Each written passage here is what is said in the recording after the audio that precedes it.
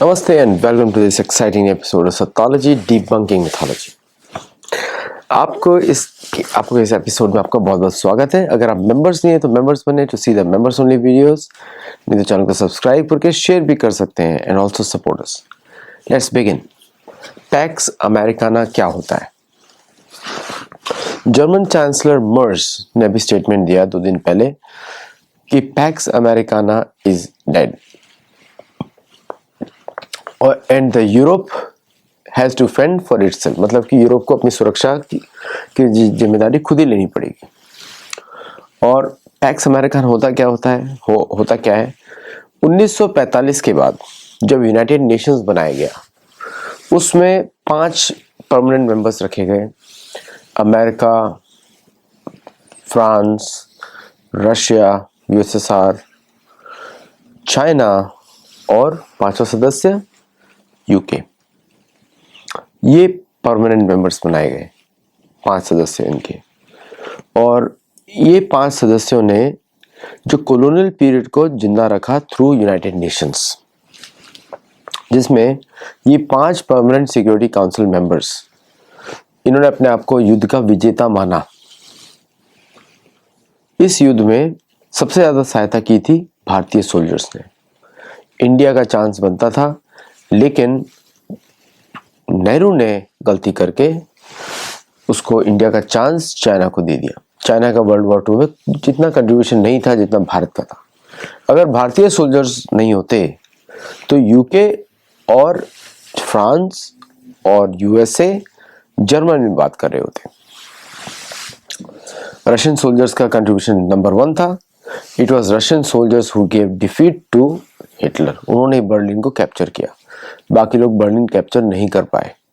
Okay, तो अगर PACS America का अर्थ ये होता है कि America became responsible for security of Europe from who, उसमें आता है 1904 का मैकिंदर हार्टलैंड फिलॉसफी कि जो हार्टलैंड है वो है रशिया और सेंट्रल एशिया। इस विक्ट्री से, सोवियत यूनियन की विक्ट्री से, उन्होंने कभी सोचा भी नहीं था कि सोवियत यूनियन हरा पाएगा। उनका क्या मतलब था कि ये हिटलर जीतेगा रशिया को और हिटलर बन जाएगा किंग और वो वेस्टर्न एशिया से पीस करेंगे। लेकिन ऐसा हुआ नहीं। रशिया ने उसको पूरी मात दे दी और तब से उनको डर लगने लगा रशिया के साथ, क्योंकि उनका डर तो रशिया के साथ ही था। हिटलर को तो उन्होंने बढ़ाया था। तो PACS Americana became a philosophy where Europeans are dependent on Americans for security। और वर्ल्ड वॉर 2 के बाद अमेरिका इमर्ज हुआ as a industrial powerhouse, military industrial powerhouse. तो अब वेस्टर्न वर्ल्ड में अमेरिका बन गया, यूएसए बन गया, और उस समय कनाडा को आज़ादी नहीं मिली थी, तो वो फिर भी यूके ही था। उस समय भी कनाडा वाज यूके, और बाकी रेस्ट ऑफ द वर्ल्ड में बन गया यूएसएसआर।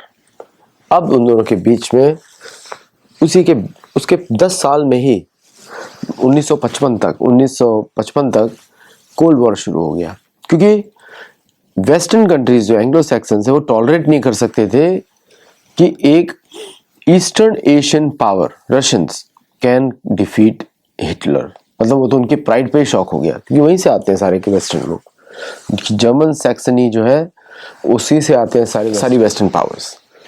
तो दे हैड ए प्रॉब्लम कि अब यूएसएसआर को कैसे खत्म किया जाए। तो कोल्ड वॉर शुरू हुआ। और यूएसएसआर ने भी पूरी दुनिया में अपना इन्फ्लुएंस बढ़ाना शुरू किया, अमेरिका ने बढ़ाना शुरू किया। अमेरिका ने डेमोक्रेसी को एक्सपोर्ट करना शुरू किया, क्योंकि डेमोक्रेसी होगी तो वो रिजीम चेंजिंग कर सकते हैं। That's why America became the biggest democracy exporter. खुद ही कंट्री में डेमोक्रेसी नहीं था, क्योंकि 1945 में नेटिव अमेरिकन को सिटीजन्स नहीं माना जाता था, उनको जानवर माना जाता था। 1945 में ब्लैक्स का स्लेवरी चल रहा था। 1945 में America had not become a strong integrated country. तो 1945 का जो विश्व युद्ध था, जो कि यूरोपियन युद्ध था, उसमें पूरी दुनिया की कॉलोनीज शामिल हुई थी। और उस समय यूके इतना कमजोर हो गया, प्लस जो 25 लाख भारतीय सोल्जर्स थे उनका रिवोल्ट शुरू हो गया। तो अब यूके को चिंता थी, तो यूके ने यूनाइटेड नेशंस में जाके जो एग्जिस्टिंग टेरिटरीज हैं, जितने भी देश हैं, उन सबको इंडिपेंडेंस दी गई। फिर क्योंकि जब पैसे बचे नहीं थे और लग रहा था कि अब कैसे मेंटेन करेंगे, तो स्लेवरी को अबॉलिश किया गया ताकि ब्लैक्स को रिक्रूट किया जाए फाइटिंग के लिए या नेशनल डिफेंस के लिए। उनकी पॉपुलेशन बहुत बढ़ चुकी थी। तो और फिर नेटिव अमेरिकन को भी उन्होंने सांत्वना देना शुरू किया और 1924 में पहले उन्होंने सिटीजनशिप दी, लेकिन अभी भी नेटिव अमेरिकन की लैंड पे वो लोग काम कर ही रहे थे। लेकिन 1956 में जाके जो एंटी ब्लैक पॉलिसीज थी उसको ख़त्म किया गया। मतलब जो 1875 में प्रॉमिस किया गया था वो 1956 में जाके पूरा किया गया फॉर द ब्लैक कम्युनिटी। तो अब ब्लैक्स बिकेम इक्वल। आप देखा हो कितने प्रोटेस्ट हुए थे उस समय। तो डेमोक्रेट्स चाहते थे कि उनके स्लेव्स रहें, रिपब्लिकन चाहते हैं छूटें, क्योंकि उनका वोटिंग बैंक था।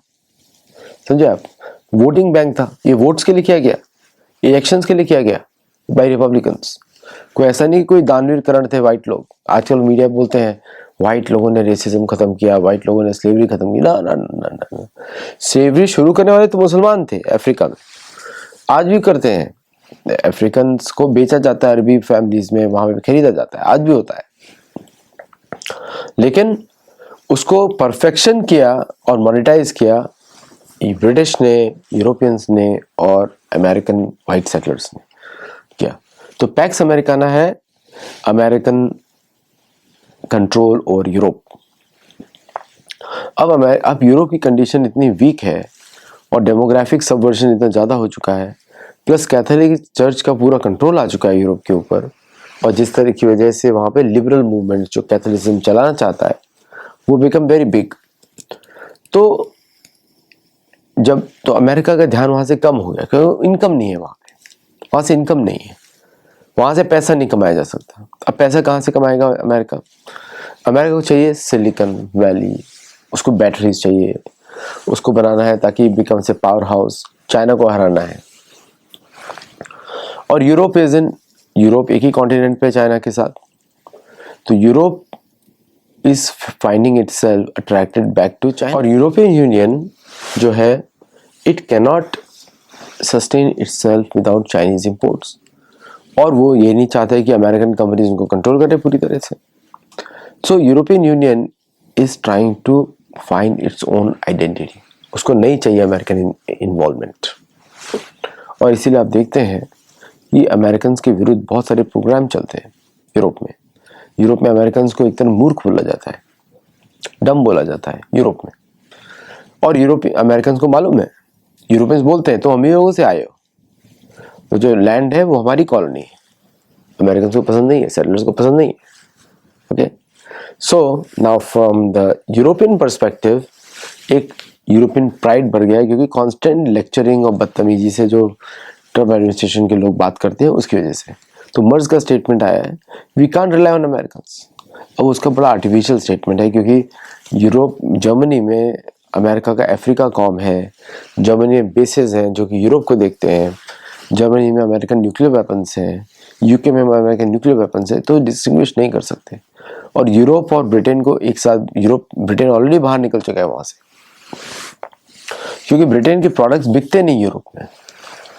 और भारत ने फ्री ट्रेड एग्रीमेंट साइन कर लिया यूके के साथ कि भारत को वो बेच सकते हैं, and that's why the British और अब तो EU का FTA भी शायद साइन हो जाएगा। So the Indian exports might increase for other consumable items like clothes, garments या फिर लग्जरी गुड्स फॉर इंडिया के लिए, प्लस इंडस्ट्रियल गुड्स का आउटसोर्सिंग यूरोप से हो सकता है भारत को। यूके का शायद हो या ना हो, मुझे पता नहीं है, because UK is still in dilemma, क्योंकि अमेरिका उसी की कॉलोनी है। अमेरिका को वो भी अभी भी कंट्रोल करता है थ्रू चर्च एंड मोनार्की। अब पैक्स सिलिका अमेरिका का फोकस है, अमेरिका को ट्रेड बढ़ाना है। तो उनका क्या है पैक्स सिलिका में? तो पैक्स सिलिका में आज एक इलेक्शन हुआ बोलीविया में, साउथ अमेरिका में, which contains 22% of global silicon deposits, lithium deposits. तो लिथियम के लिए दे ऑफर्ड, उसका जो नया इलेक्शन हुआ है, नया प्रेसिडेंट आया है, वो बोल रहा है अमेरिका को कि आप जितना मर्जी ले लो, we want to give it to you and we want technology from you to process. तो USA, Israel, Japan, South Korea, Singapore, Netherlands, Australia, UK, UAE, ये कंट्रीज हैं, करीब टोटल 9 कंट्रीज हैं part of the Pax Silica. इसमें से इस ठीक है, यूके को कभी अमेरिका छोड़ेगा नहीं, बिलीव मी। यूके का मैंने आपको बताया था पहले भी, यूके को कभी नहीं छोड़ सकता अमेरिका। इसे UK which controls America, not the USA which controls UK.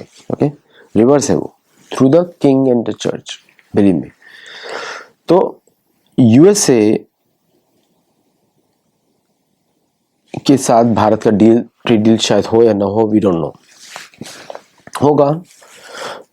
Israel के साथ भारत का अच्छा रिलेशन है, जापान के साथ भारत के अच्छे रिलेशन है, शायद भारत, जापान और इजराइल दोनों ही यूपीआई के मेंबर्स बन जाए। साउथ कोरिया के साथ अच्छे रिलेशन नहीं हो सकते भारत के, बिकॉज साउथ कोरिया पूरी तरीके से कन्वर्टेड कंट्री है, कैथोलिसिज्म का कंट्री है। कैथोलिसिज्म, क्रिश्चियनिज्म जहाँ भी बढ़ेगा उनके साथ हिंदुओं की दोस्ती नहीं हो सकती, दैट अनरिटन रूल है। जैसे जहाँ भी इस्लामिज्म होगा वहाँ भारत की दोस्ती नहीं हो सकती। सिंगापुर के साथ भारत का ऑलरेडी है डील। Netherlands is an enemy country for Bharat, वो तो बांग्लादेश को आर्म कर रहे हैं। Dutch has always been inimical to Bharat. लंबे चौड़े होते हैं, बुद्धि होती है कम। कैसे रूल किया था आई डोंट नो। डच नहीं तो पहले डच ईस्ट इंडिया कंपनी नहीं तो जहांगीर को, जो क्योंकि इजीली करप्टेबल होते हैं मुसलमान रूलर्स जितने भी होते हैं। तो ऑस्ट्रेलिया के साथ भारत का फ्री ट्रेड डील है। यूके के साथ भारत का फ्री ट्रेड डील है। यूएई के साथ भी भारत का फ्री ट्रेड डील है। तो 9 कंट्रीज में से यूएसए, साउथ कोरिया और नेदरलैंड्स, 6 कंट्रीज के साथ भारत का डील्स है। अब ये पैक्स से लिखा है, इसमें रेजिलिएंट सप्लाई चेन में भारत को बाहर रखा गया है, क्योंकि अमेरिका के लिए भारत एक दुश्मन देश है। भारत, चीन, रशिया उसके लिए दुश्मन देश है, not a friendly countries. Bharat चाहे कितना ही बोल दे हम फ्रेंडली रिलेशंस बना रहे हैं, but for the American state department is a competitor, is a strategic competitor. उनको डर लगता है कि फ्यूचर में ये हमको मात दे देगा, इसलिए भारत को बाहर रखा गया है। जितनी भी इंपॉर्टेंट अमेरिकन पॉलिसी डिसीजन होंगी उसमें भारत को बाहर रखा गया है। जो भी इंडियन अमेरिकन जो बोलते रहते हैं अलग अलग फोरम्स पे, बिल्कुल उनको पता ही नहीं है अमेरिका के बारे में, क्या सोचते हैं मुझे पता नहीं। वो वाइट अपीजमेंट में लगे रहते हैं और इसलिए उनके जो एनालिसिस है हमेशा गलत निकलता है। Because at the end of the day white, आपको मानना ही पड़ेगा कि वाइट लोग ब्राउन लोगों को पसंद नहीं करते, उनको इंफीरियर मानते हैं। ओके, ब्राउन या ब्लैक, और इट्स ओके, उनका कल्चरल ये है, वो अपने आप को सुपीरियर मानते हैं, बट वो उनका इंफीरियरिटी भी दिखता है। और अमेरिका भारत से खास चिड़ है, हमेशा टारगेट करते हैं आईक्यू के ऊपर। आईक्यू तो उनका वेस्टर्न कैलकुलेशन है, it's a western calculation, it has nothing to do with India. Okay, the IQ पे जो टॉन्ट करते हैं वो दिखाना चाहते हैं, अब कोई मंदबुद्धि होगा वही तो बात करेगा मैं ज्यादा बुद्धिमान हूं, है ना। तो वो इसलिए दिखाते हैं। तो भारत से चिढ़ते हैं ह्यूमन कैपिटल पे, मतलब ह्यूमन के कैपेबिलिटी पे। और जनरली लुक्स में भारतीय बहुत अच्छे होते हैं। वोग मैगजीन में मेन का जितने रिपोर्ट्स आता है, they consider human men from India to be most good looking, balanced रहते हैं, और वुमेन का भी ऐसे रहता है। तो लुक्स में भी चिढ़ते हैं, प्लस दिमाग में भी चिढ़ते हैं, और लड़ने में तो उनका चिढ़ते ही है, क्योंकि लड़ ही नहीं सकते वो ब्रिटिश आर्मी के रिकॉर्ड्स आ जाते हैं सारे, अरे भाई इनसे मत लड़ना, इन्होंने हमको बचाया है। तो मतलब जो बचाता है वो ज्यादा शक्तिशाली होगा ना, that's why they can not. तो इसलिए ज्यादा चिढ़े भारतीयों से। सारा H1 वीजा का वो सब चिढ़ यही लोग करते हैं, इंफीरियरिटी कॉम्प्लेक्स वाले। सारे चर्च के मेंबर्स हैं, सारे के सारे क्रिश्चियनिज्म चर्च के मेंबर्स, पेंटाकोस्टा, प्रेस्बिटेरियन, और भी ये सब जो चर्चेस होते हैं, आई डोंट नो उसके नाम, Lutheran, all Day Saints, nonsense करते थे। मैं जब बात करता हूँ तो मैं उनको बोलता हूँ इज्म, तो चिढ़ जाते हैं। क्रिश्चियनिज्म, कैथोलिसिज्म, इस्लामिज्म, चिढ़ जाते हैं बुरी तरह। Anyway, this is Pax America versus Pax सिलिकाना। तो पैक्स अमेरिका जाएगा क्या? अब क्वेश्चन आपके मन में होगा, क्या जाएगा? नहीं जाएगा, चाहे जर्मन चांसलर की तरह भी उछल ले, इसको बैक बर्नर पे किया जा रहा है। ओके, पैक्स सिलिका रहेगा? नहीं रहेगा, क्योंकि भारत इन सारी कंट्रीज के साथ इंडिविजुअल डील साइन करने वाला है। सो अमेरिका का, मैं आपको एक बड़ा मंत्र बताता हूँ। America works on cartel mindset. उनका कार्टेल का माइंडसेट, हर चीज में कार्टेल बनाते हैं। न्यूक्लियर सप्लायर्स क्लब, फिर इसका क्लब, फिर सिलिकॉन का क्लब, फिर इसका क्लब, फिर बैटरी का क्लब। कार्टेल्स में काम करते हैं। वो इटालियन बुद्धि है उनकी। Italians also make cartels. ये कार्टेल्स में काम करते हैं और इनका बना हुआ कार्टेल लीगल है, दूसरों का इलीगल है। ऑयल का भी कार्टेल बना लिया उन्होंने। फिर ओपेक, OECD, इकोनॉमिक्स कार्टेल बना लिया। इकोनॉमिक्स कार्टेल को तोड़ दिया ब्रिक्स ने, देखा ही आपने। ऑयल कार्टेल को तोड़ दिया रशिया ने और इंडिया ने और चाइना ने।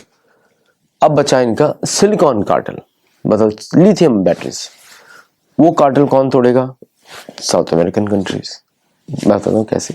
बोलीविया ने बोला है सब ले लो, है ना, लेकिन बोलीविया में बोलीवार्स भी है। ये तो प्रो बोलीवियन प्रेसिडेंट है, प्रो अमेरिकन प्रेसिडेंट। उसको उखाड़ के फेंक देगी वहां की जनता। मिलिट्री थोड़े सालों में देखें क्यों होने वाला है, 1-2 साल में, नॉट मोर देन दैट, जहां तक मेरी समझ है वहां की। क्योंकि Bolivia is exceedingly native American country.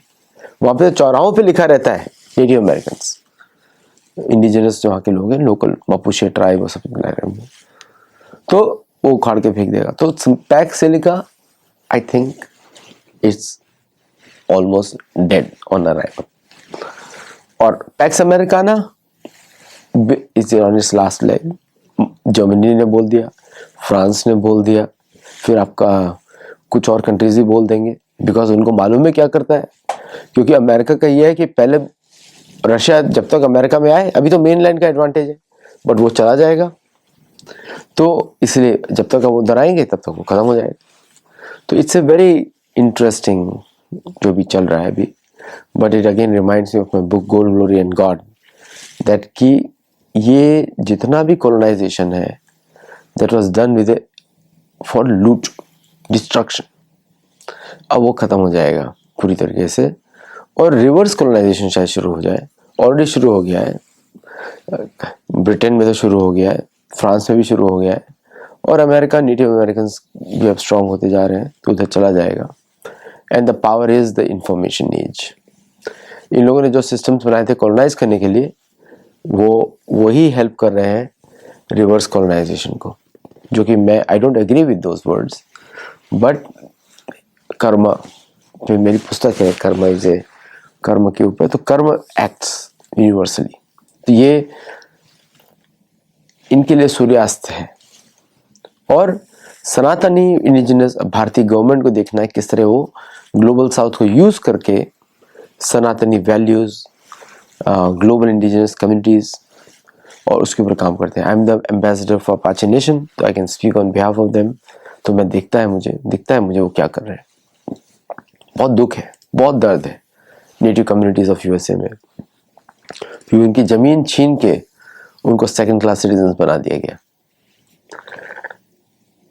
Churches ने मिलके, सबने मिलके किया। That's the pain they have. और आज भी अपने बारे में वो यूनिवर्सिटीज में नहीं पढ़ा सकते। We are living in very difficult timelines. आज के लिए इतना ही। नमस्ते, जय Jagannath, and thank you for listening to me.